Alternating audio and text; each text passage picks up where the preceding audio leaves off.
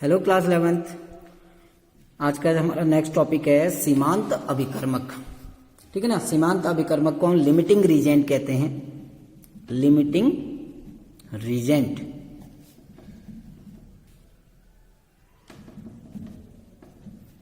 सीमांत अभिकर्मक।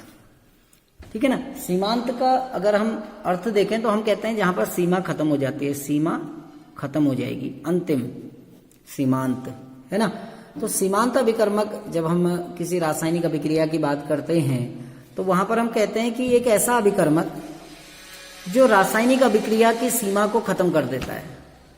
तो सीमा को खत्म करने का मतलब क्या है कि जो उस रासायनिक अभिक्रिया को समाप्त कर देता है। और समाप्त कैसे करेगा? जो कम मात्रा में होगा। ठीक है ना। जिस पदार्थ की मात्रा कम होगी उसका पूर्ण उपयोग हो जाएगा, और जब पदार्थ की पूर्ण मात्रा का उपयोग हो जाएगा तो अभिक्रिया खत्म हो जाएगी।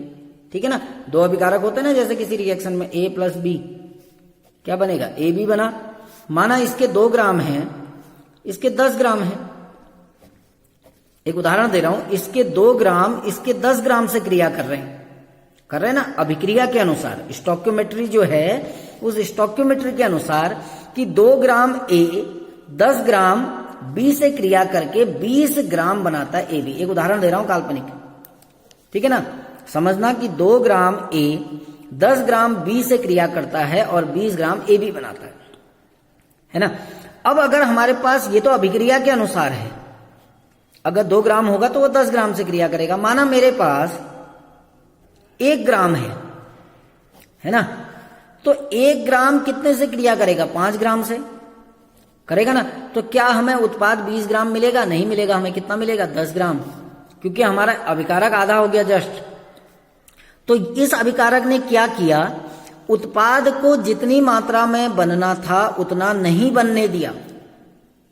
ठीक है ना। समझ रहे होंगे कि ऐसा अभिकारक जो आवश्यकता से कम मात्रा में होता है, आवश्यकता कितने ग्राम की थी? 2 ग्राम की, और इसका 1 ही ग्राम है, तो वह अभिकारक जो किसी अभिक्रिया में आवश्यकता से कम होता है और जो उत्पाद की वांछित मात्रा में बनने से रोक देता है, या जो उत्पाद को वांछित मात्रा में बनने से रोक देता है, उसको हम सीमांत अभिकर्मक कहते हैं। अगर मैं सीमांत अभिकर्मक की यहाँ पर परिभाषा लिखूं, उसकी हम डेफिनेशन लें, ठीक है ना, तो हम कहते हैं कि किसी रासायनिक अभिक्रिया में, किसी रासायनिक अभिक्रिया में उपस्थित वह पदार्थ, किसी रासायनिक अभिक्रिया में उपस्थित वह पदार्थ जो आवश्यकता से कम मात्रा में, आवश्यकता से कम मात्रा में उपस्थित होता है, कम मात्रा में उपस्थित होता है, सीमांत अभिकर्मक कहलाता है। सीमांत अभिकर्मक कहलाता है। उसको हम लिमिटिंग रीजेंट कहते हैं, सीमांत अभिकर्मक कहते हैं। क्यों कहते हैं? क्योंकि वो उत्पाद को वांछित मात्रा में, जितनी हमको उत्पाद बनाना है उतना बनने नहीं देता है, तो उत्पाद को वांछित मात्रा में बनने से रोक देता है। ठीक है ना। तो सिंपल सी डेफिनेशन है कि किसी रासायनिक अभिक्रिया में जो पदार्थ आवश्यकता से कम होता है उसको हम सीमांत अभिकर्मक कहते हैं, क्योंकि वो उत्पाद को उतना नहीं बनने देता है जितनी हमको उसकी आवश्यकता होती है। ठीक है ना। अब कुछ आंकिक प्रश्न होंगे इस टॉपिक में, केवल आंकिक प्रश्न है कि सीमांत अभिकर्मक पर आधारित आंकिक प्रश्न कैसे हम उनको सॉल्व करेंगे। ठीक है ना। तो मैं एक एग्जांपल, एक क्वेश्चन यहाँ पर लिख रहा हूं, देखिए आप उसको गौर से। तो ये आपका एक प्रश्न है कि 1.0 ग्राम मैग्नीशियम का एक बंद पात्र में दहन किया जाता है जिसमें 0.5 ग्राम ऑक्सीजन उपस्थित है। सीमांत अभिकर्मक क्या है तथा बनने वाली MgO की मात्रा कितनी होगी? तो आपको बताना क्या है कि सीमांत अभिकर्मक क्या है। अब सबसे पहले आपको देखना है कि क्रिया कौन कर रहे हैं। वो कह रहा है कि 1 ग्राम मैग्नीशियम का एक बंद पात्र में दहन किया जाता है। किसका दहन कर रहे हैं? मैग्नीशियम का। अब दहन किसके साथ होगा? ऑक्सीजन के साथ। तो जब मैग्नीशियम ऑक्सीजन के साथ उसका दहन करेंगे तो क्या बनेगा, मैग्नीशियम ऑक्साइड, है ना। अब हम पहले तो सीधे सीधे समीकरण के अनुसार निकालते हैं। इस समीकरण के अनुसार क्या हो रहा है देखिए, मैग्नीशियम के कितने मोल हैं, 2 मोल, ऑक्सीजन के कितने मोल हैं, 1 मोल, और मैग्नीशियम ऑक्साइड के कितने मोल हैं, 2 मोल, है ना। 1 मोल ऑक्सीजन का जो भार होता है वो होता है 24 ग्राम, जो कि उसका मैग्नीशियम का परमाणु भार है। तो 2 ग्राम है, 2 मोल है तो कितना हो जाएगा, 38 ग्राम। ऑक्सीजन के 1 मोल का भार होता है 16 ग्राम। 1 मोल का भार मतलब जितना उसका परमाणु भार होता है, ठीक है ना। ऐसे ही मैग्नीशियम ऑक्साइड का बाहर निकालो, देखो MgO का अगर मैं यहाँ पर बाहर निकालूं तो Mg का 24 होता है, ऑक्सीजन का 16 होता है। तो 6 4 10, 2 और 1 3 और 1 4, कितना हो गया, 40 हो गया ना। 1 मोल का भार कितना है, 40। 2 मोल का कितना हो जाएगा, 2 गुणा 40 बराबर कितना हो जाएगा, 80 ग्राम। ये समीकरण के अनुसार है ना। अब इस समीकरण के अनुसार हम क्या कर रहे हैं, देखिए ये तो इक्वेशन बन गई। अब हम सबसे पहले सीमांत अभिकर्मक का निर्धारण करेंगे। सीमांत अभिकर्मक का निर्धारण।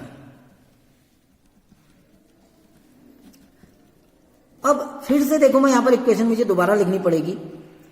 ट्वाइस Mg प्लस O2 क्या दे रहा है, ट्वाइस MgO। अब सीधे बाहर लिख रहा हूं, इसका 48 ग्राम, इसका 16 ग्राम और इसका 80 ग्राम, यह भी निकाला है हमने, ठीक है ना। अब आपको देखो क्या करना क्या है, इससे आपको कोई मतलब नहीं है। आपको यह देखना है कि कितना मैग्नीशियम कितनी ऑक्सीजन से क्रिया कर रहा है। पहली बार हम चेक करेंगे कि कितना मैग्नीशियम कितनी ऑक्सीजन से क्रिया कर रहा है।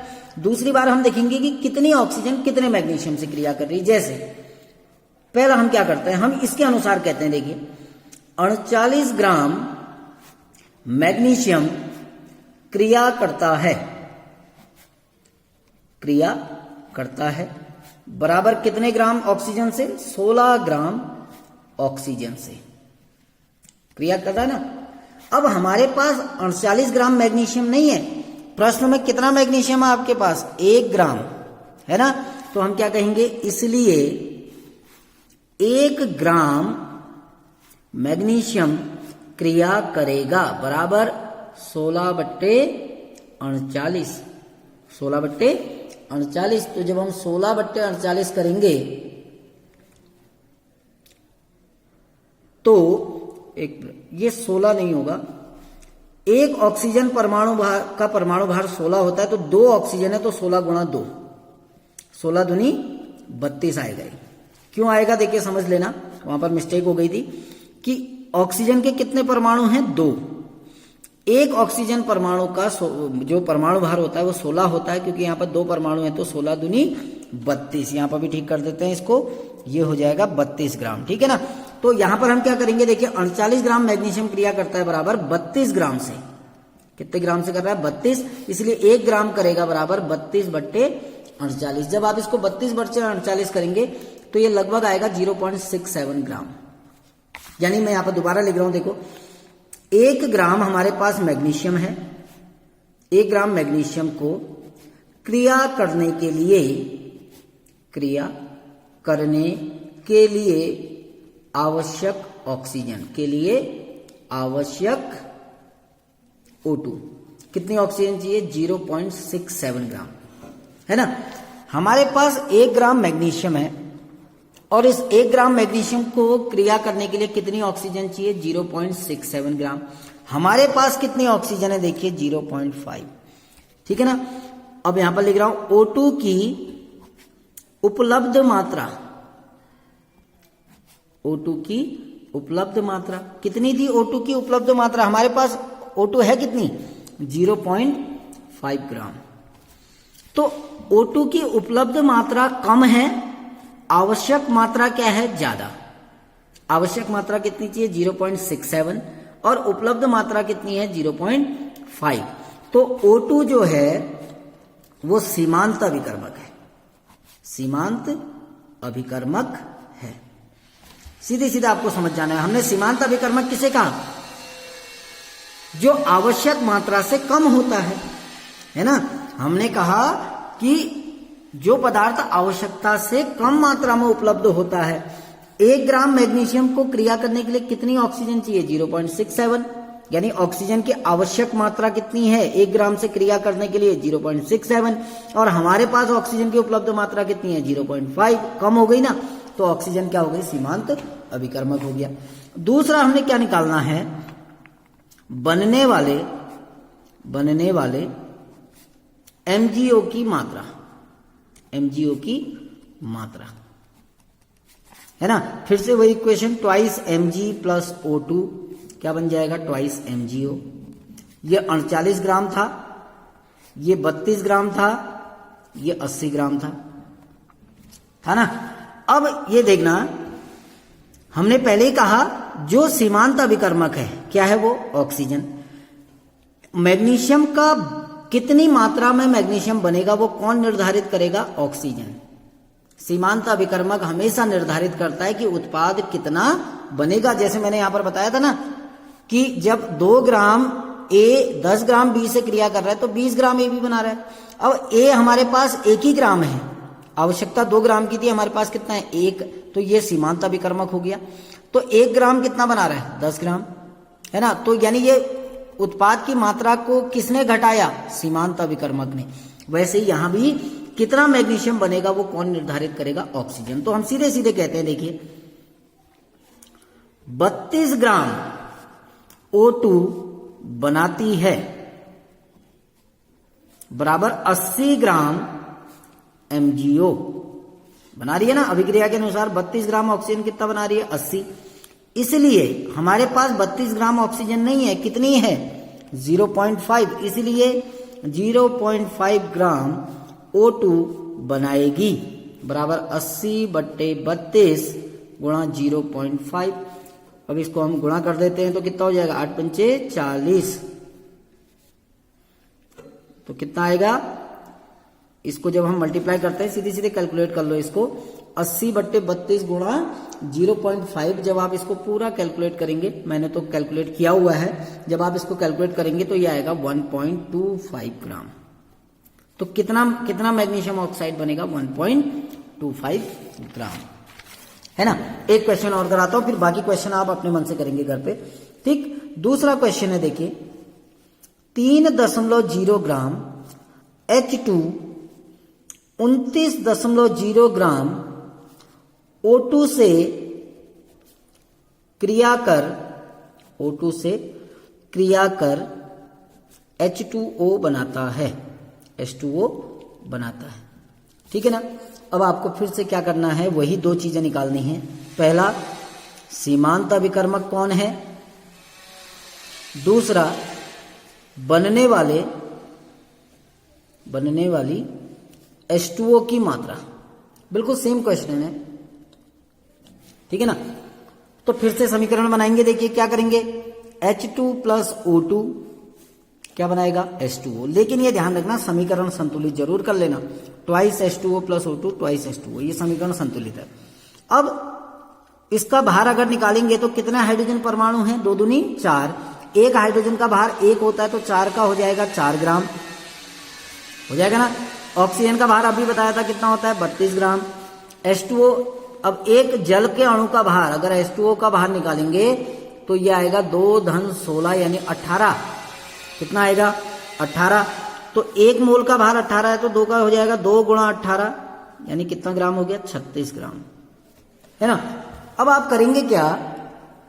आपको सीधे सीधे करना क्या है कि ये पता लगाना है कि कौन सीमांत अभिकर्मक है, ठीक है ना। तो हम सीधे सीधे ये लेते हैं, इस समीकरण के अनुसार हम लिखेंगे कि 32 ग्राम, ठीक है ना, 32 ग्राम O2 क्रिया करती है बराबर 4 ग्राम H2 से कर रही है ना। यही तो है कि 32 ग्राम ऑक्सीजन कितने ग्राम हाइड्रोजन से क्रिया कर रही है? 4 ग्राम से। लेकिन हमारे पास ऑक्सीजन कितनी है? आप ये देखो, आपके पास ऑक्सीजन है 29 ग्राम, इसीलिए 29 ग्राम O2 क्रिया क्रिया करेगी बराबर 4/32 गुणा 29। तो जब आप इसको कैलकुलेट करेंगे, है ना, इसको जब आप कैलकुलेट करेंगे तो ये कितना आएगा, देखिए इसको आप कैलकुलेट करना। तो जब इसको आप कैलकुलेट करेंगे तो ये वैल्यू आएगी 3.65, है ना, कितनी आएगी 3.65, यानी 29 ग्राम ऑक्सीजन को क्रिया करने के लिए, मैं यहां पर लिख दे रहा हूं, 29 ग्राम O2 को क्रिया करने के लिए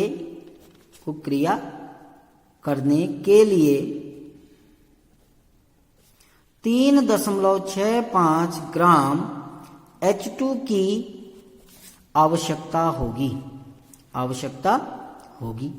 होगी ना। अब लेकिन उपलब्ध O2 कितनी है, उपलब्ध